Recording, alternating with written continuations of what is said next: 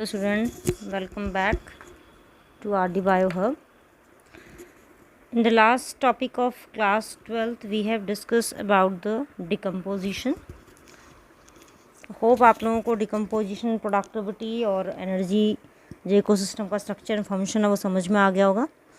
Today we are going to study about energy flow. ठीक है, हम एनर्जी फ्लो के बारे में डिस्कस करेंगे आज कि एनर्जी फ्लो क्या है, कैसे होगा. तो एनर्जी फ्लो को स्टडी करने से पहले let us have a look upon the energy. Main earth के ऊपर एनर्जी का सोर्स जो है वो हमारा क्या होता है, सन है. ठीक है, मेन सोर्स ऑफ एनर्जी क्या हो गया, सन. ठीक है, तो सन जो है इसकी टोटल जो 100% एनर्जी आ रही है, इस 100% एनर्जी को अगर हम लोग ब्रेक करके देखें कि अर्थ के ऊपर कितनी आ रही है. ठीक है, अर्थ के ऊपर आने का मतलब कि on the surface of earth जो हमारा लिथोस्फेयर हम जिसको बोलते हैं, जहाँ पे कि हमारे प्लांट्स प्रेजेंट हैं, वहाँ तक कितनी पहुँच पाती है. ठीक है, तो इसमें अगर हम लोग देखें टोटल इसका, तो इसके फ्रैक्शंस अगर हम लोग देखें, आपको पता है कि अलग अलग रेडिएशंस हैं, आप लोगों ने फिज़िक्स में कर रखा है ये. तो अल्ट्रा वॉयलेट जो रेडिएशंस होती हैं वो अप्रॉक्सीमेटली 45% है. ठीक है, उसके बाद नेक्स्ट की अगर हम बात करें, सॉरी ये गलत हो गया अपना, दोबारा बताते हैं इसको. 45% जो है वो हमारी होती हैं, सॉरी, विजिबल. ठीक है, 45% हमारा विजिबल की लाइट होती है. 10% जो होती है ये होती है अल्ट्रा वॉयलेट की, मैं स्किप कर गई इसको. ठीक है, एंड जो रिमेनिंग 45% है वो आपको पता है कौन सी रेडिएशन हो जाएगी, लास्ट रेडिएशन जिसको हम लोग बोलते हैं इंफ्रा रेडिएशन, इंफ्रारेड रेडिएशन हम जिसको नाम देते हैं. तो जो अर्थ के ऊपर रीच कर रही है 45%, ठीक है, जो विजिबल स्पेक्ट्रम के अंदर आती है जिसको प्लांट्स यूज़ करते हैं.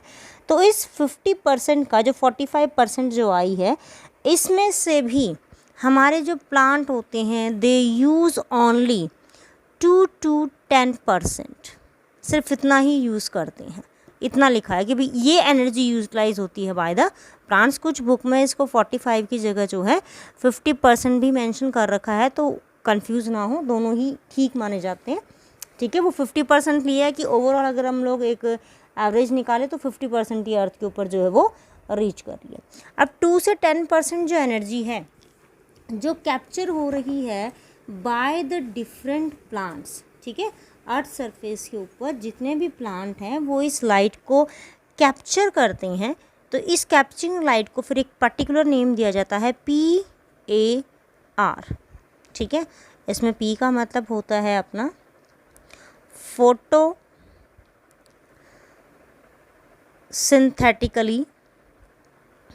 Photosynthetically active radiation. ठीक है, इसको हमने फोटोसिंथेटिकली क्यों बोला, क्योंकि ये जो लाइट है ये सिर्फ प्लांट यूज़ करते हैं, और प्लांट्स को हम किस कैटेगरी में डालते हैं, we put them in the category of producers, कि they are the only producer on the earth. ठीक है, अब what about the energy flow, कि एनर्जी फ्लो क्या है हमारे इकोसिस्टम के अंदर.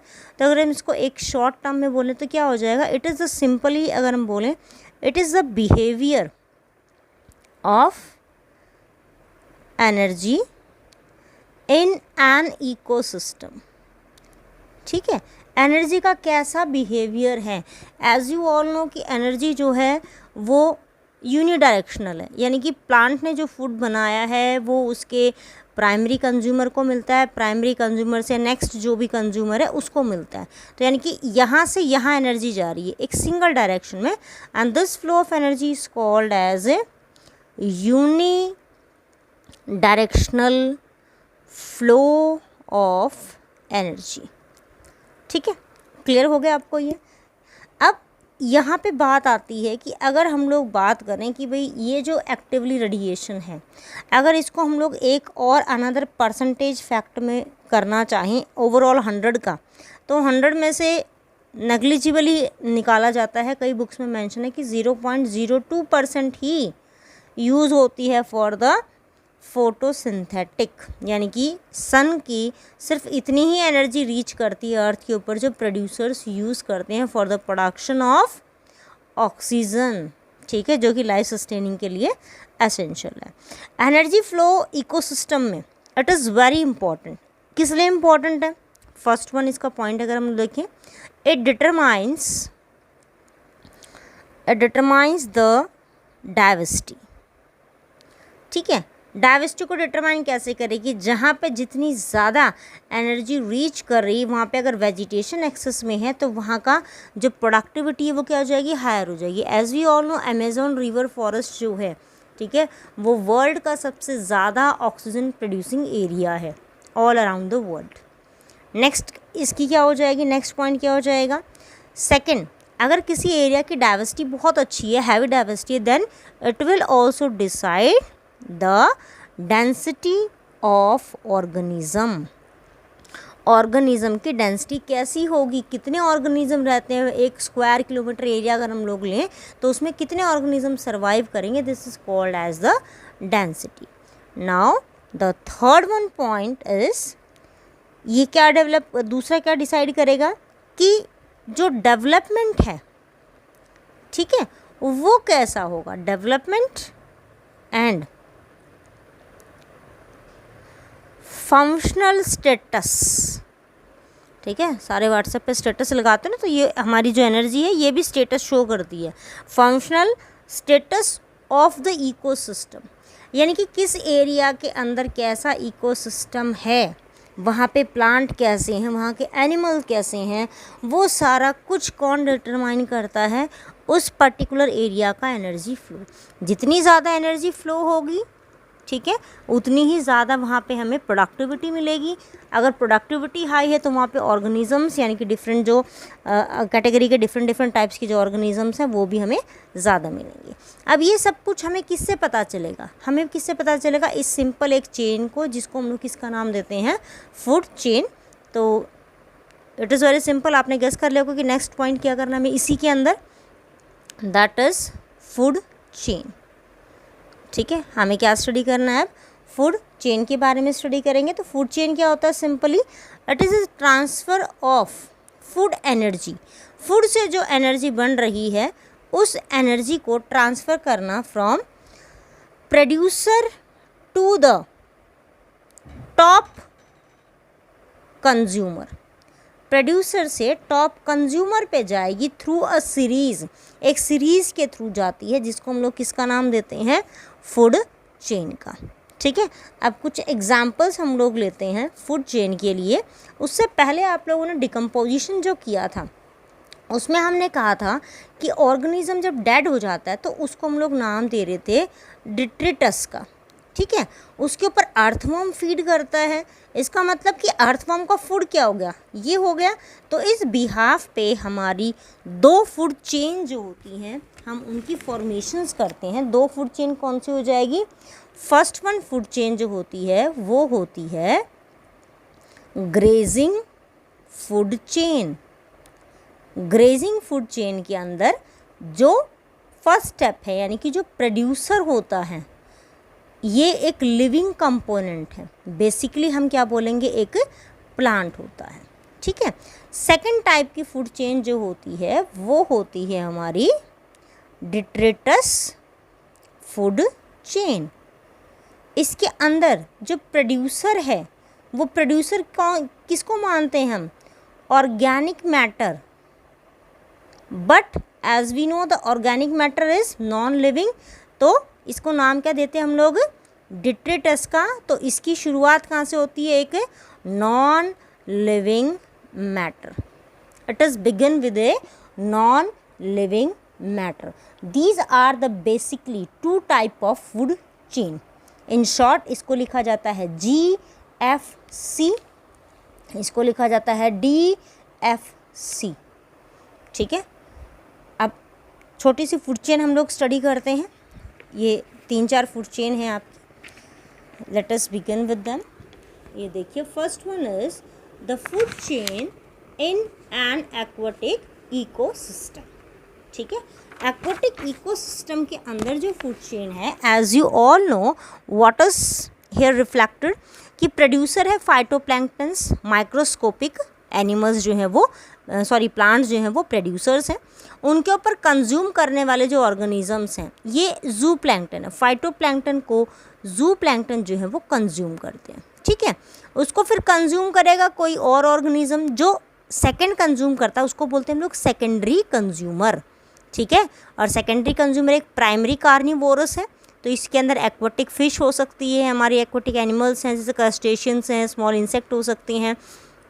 टर्शरी में क्या हो जाएगा उसके बाद, टर्शरी कंज्यूमर में, कंज्यूमर टर्शरी क्योंकि थर्ड लेवल है, देखो पहला दूसरा तीसरा, बट ये कार्निवोरस कौन सा है, दूसरा, क्योंकि फर्स्ट ये है सेकंड ये है, ठीक है। ये स्मॉल फिश लास्ट में किसने ऐड कर लिया, इसको एक लार्ज फिश ने, ठीक है। तो ये होती है सिंपल एक्वाटिक इकोसिस्टम की एक फूड चेन।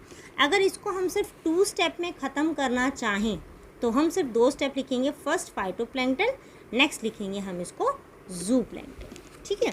उसके बाद आती है terrestrial food chain. Terrestrial food chain जो है ये अलग अलग टाइप की हो सकती है, ठीक है। अब इसमें देखो 3 टाइप दे रखे हैं। क्रॉप लैंड में, एक क्रॉप लैंड के अंदर जो क्रॉप है वो एक प्रोड्यूसर है, ठीक है। जैसे आप लोग देखते हैं कि जो वीट्स वगैरह हैं, जैसे हमारी वीट ग्रो किया हमने, या हम लोगों ने इस सीज़न पे जैसे कॉटन का चल रहा है, ठीक है, कॉटन, मेज़, जवार, इन सब का चल रहा है। अगर हम इनको ग्रो करते हैं इस पर्टिकुलर सीज़न में तो उसके ऊपर इंसेक्ट्स आती हैं, ग्रास हॉपर्स, अदर रोडेंट्स हैं, ठीक है। जैसे आप लोगों ने अगर बात करें तो न्यूज़ में आप लोगों ने अभी देखा होगा या न्यूज़पेपर में आप लोगों ने पढ़ा होगा कि जो स्मॉल इंसेक्ट हैं ग्रास हॉपर्स, ठीक है, जिनको टिड्डियों का नाम दे रखा है, उनका अटैक चल रहा है नाउअडेज ऑन डिफरेंट कंट्रीज़, ठीक है। अपने राजस्थान जो एरिया है वहाँ पे भी चल रहा है nowadays. They were coming to the other part of the northern India, जिसके अंदर हमारा हरियाणा जो है उसके अंदर भी वो आ रही हैं। तो वो जो ग्रास हॉपर्स वो अटैक करते हैं किसके लिए, बिकॉज दे सक upon the leaf, SAP and other parts of A plant, ठीक है। अब ग्रास हॉपर और रोडेंट्स, रोडेंट मतलब रैट्स वगैरह जो हमारे, ठीक है, वो उसको ईट कर रहे हैं क्रॉप को। अब उनको ईट करने के लिए वहाँ पे स्नेक्स और लिजार्ड्स हैं। लिजार्ड हमारी हाउस लिजार्ड नहीं, और दूसरी लिजार्ड्स होती हैं लार्ज साइज़ की जो उनको ईटअप कर लेती हैं, ठीक है। स्नेक को कोई भी हॉक वगैरह ईट कर सकता है। अब ग्रासलैंड के लिए, ग्रासलैंड इकोसिस्टम में क्या हो जाएगा, इसके अंदर प्रोड्यूसर क्या होता है, बेसिकली हमारे ग्रासेस ही होंगे, ठीक है। इसको ईट करने वाले जो ऑर्गेनिज्म है, जो प्राइमरी कंज्यूमर है, कोई भी हर्बीवोरस जो एनिमल है वो इनको ईट अप कर सकता है, ठीक है। थर्ड क्या आ जाएगा, लॉयन, टॉप कंज्यूमर हो जाएगा, क्योंकि जो हर्बीवोरस एनिमल है, ग्रेजिंग एनिमल, उनको ये ईट करता है। अब नेक्स्ट बात आती है फॉरेस्ट की, कि फॉरेस्ट पे कैसे होगा। अब देखो फॉरेस्ट में बेसिकली ट्रीज़ के ऊपर ग्रो करते हैं, स्मॉल इंसेक्ट एफिड्स वो ग्रो कर रहे हैं, उनको कोई स्पाइडर ईट करता है, उनको जो है कोई भी बर्ड ईट कर सकती है, स्मॉल बर्ड्स, और स्मॉल बर्ड्स जो होती हैं उनको हॉक, ईगल कोई भी इजीली ईट कर सकता है। नेक्स्ट कौन सी आ जाएगी हमारी, detritivorous food chain. Detritus food chain जिसकी स्टार्टिंग किससे हो रही, डिट्रिटस से, जिसका हमने बेसिक कौन सा किया था कि अर्थवॉर्म उसके ऊपर फीड करता है। अर्थवॉर्म ने फीड किया तो इसके 2 अलग अलग आते हैं हमारे। अगर अर्थवॉर्म है तो फ्रॉग उसको ईट कर सकता है। देखो फ्रॉग, क्योंकि ये अर्थवॉर्म जो है ये अगर water near to the water यानी कि पॉन्ड एरिया के पास है तो वहाँ पे फ्रॉग प्रेजेंट होंगे, तो फ्रॉग ईट करेगा उसको। स्नेक, स्नेक को कौन ईट कर जाएगा, यहाँ पे पिकॉक, पिकॉक या हॉक, ईगल कोई भी ईट कर सकता है। अर्थवॉर्म है, अगर ये अर्थवॉर्म जो है डेड डिकेइंग मैटर अगर मान लो हमारे क्रॉप फील्ड के अंदर पड़ा हुआ है, ठीक है, क्रॉप फील्ड में जैसे हमने मैन्योर डाली, मैन्योर के अंदर अर्थवॉर्म्स वहाँ पे ग्रो हो गए, ठीक है। जो वर्मी कंपोस्टिंग हम लोग करते हैं, उस वर्मी कंपोस्टिंग के अंदर जो अर्थवॉर्म्स हैं उनको कोई भी स्पैरो ईट कर सकते हैं। स्पैरो को कोई भी लार्ज जो हमारे कार्निवोरस जो एनिमल्स होते हैं, जो बर्ड्स वगैरह हैं, फ्लैकॉन्स वगैरह, वो उसको ईजिली ईट कर सकते हैं। तो ये हो गया बेसिकली हमारा किसके बारे में, फूड चेन के बारे में। What happen if this all food chain are interlinked. देखो यहाँ पे जो ग्रास हॉपर है इसको स्नेक ने ईट किया, ठीक है। यहाँ पे जो ग्रास है, जो क्रॉप प्लांट है, इसको कोई डियर भी तो ईट कर सकता है, कोई अदर एनिमल भी ईट कर सकता है। तो जितने भी फूड चेन्स हैं, all food chain in an ecosystem, they are basically interrelated to each other, ठीक है। जब सारी की सारी फूड चेन एक दूसरे से इंटर रिलेट करती हैं, एक दूसरे को क्रॉस करती हैं, तो वहाँ पे बनेगा एक web, and this web which is forming in a food chain by a number of food chain, this is what we called as a food web. Food web के according a single consumer can have different level in an food chain. ठीक है, अलग अलग level उसके हो सकते हैं एक फूड चेन के अंदर, और फूड चेन के अंदर जो लेवल्स हमारे होते हैं, ठीक है, इन एन इकोसिस्टम जो फूड चेन के लेवल्स होते हैं, that level are called as trophic level. ठीक है, इनको हम किसका नाम देते हैं? ट्रॉफिक लेवल में. ये एक ऑर्गेनिज्म का अपना स्पेसिफिक होता है इन अ फूड चेन. किस में स्पेसिफिक होगा? फूड चेन में. But when we talking about food web तो वो स्पेसिफिक नहीं होता है. ठीक है, तो इसके लिए देखिए हम लोग ये एक सीरीज़ देखते हैं टॉपिक लेवल्स की from the NCERT. Let have a look on it. ये देखिए यहाँ पे डेफिनेशन आपकी आ गई है. Based on the source of their nutrition or food, organism occupy a specific place in the food chain that is known as trophic level. Producers क्योंकि सबसे basic होते हैं वो फर्स्ट ट्रॉपिक लेवल पे आएंगे. हर्बीवोरस एनिमल क्योंकि वो plants को ईट करते हैं वो प्राइमरी कंज्यूमर कहलाते हैं. ठीक है, प्राइमरी कंज्यूमर को यानी कि हर्बीवोरस को ईट करने वाला दूसरा जो ऑर्गेनिज्म होता है that is called as a secondary consumer. ठीक है, सेकेंडरी कंज्यूमर कोई भी कार्निवोरस हो सकता है या कोई और एनिमल हो सकता है हमारा जो कि फ्लैश ईटिंग होगा, जो हर्बीवोरस को ईट करेगा. Let have a look. ये जैसी आपको दिख रही है ऐसी ही आपको एक्चुअली ये बनानी भी होती है इन द फाइनल एग्ज़ाम. ठीक है, अब ये देखिए इसमें व्हाट वी आर स्टडिंग. इसमें देखिए हमारे क्या बना रखा है. सबसे बेसिक है प्राइमरी प्रोड्यूसर. ये फर्स्ट ट्रॉपिक लेवल है. इसमें क्या है? प्लांट्स, क्योंकि प्रोड्यूसर कौन सा होता है? प्लांट. यहाँ पे एग्जांपल ले दिया फाइटोप्लैंक्टन अगर हम एक्वेटिक के बारे में स्टडी कर रहे हैं, ग्रास अगर हम लोग ग्रास लैंड के बारे में स्टडी कर रहे हैं, ट्री अगर हम लोग एक फॉरेस्ट इको फूड चेन के बारे में स्टडी करते हैं. ठीक है, प्राइमरी कंज्यूमर ये सेकेंड लेवल आएगा ट्रॉपिक लेवल का. इसके अंदर कौन से ऑर्गेनिज्म आएंगे? हर्बीवोरस आएंगे. इसमें ज़ूप्लैंक्टन हो सकते हैं, ग्रास हॉपर हो सकता है, काऊ हो सकता है, कोई भी हो सकता है. सेकेंडरी कंज्यूमर कौन से होंगे? जो प्राइमरी कंज्यूमर को खाएंगे, जो इनके भूखे बैठे हैं. ठीक है, लेकिन यहाँ पे लेवल कौन सा आ जाएगा हमारा?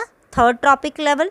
इसमें बर्ड, फिशेस, वॉल्फ कुछ भी आ सकता है जो इनको ईट करे, जो सेकेंडरी लेवल को ईट कर सकता है. ठीक है, टर्शरी कंज्यूमर या फोर्थ ट्रॉपिक लेवल, क्योंकि यहाँ पे देखो इसके बाद हमारी चेन हमने क्या कर दी? ख़त्म कर दी. तो ये क्या हो जाएगा?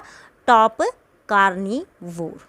ठीक है, तो टॉप कार्निवोर में क्या आ सकता है? मैन आ सकता है, लॉयन आ सकता है. ठीक है, अब ये जो यहाँ पे एनर्जी का ट्रांसफ़र हो रहा है, अगर आपको ध्यान हो in the 10th standard you have study about a law 10% law of energy. ठीक है, वो हम कवर अप करेंगे अपने नेक्स्ट वीडियो के अंदर. तो ये यहाँ पे आपका था फूड चेन, फूड वेब क्या है, टॉपिक लेवल्स क्या हैं. If this were going to be clear then it is very easier for you all to study the next topic in the video. Thank you.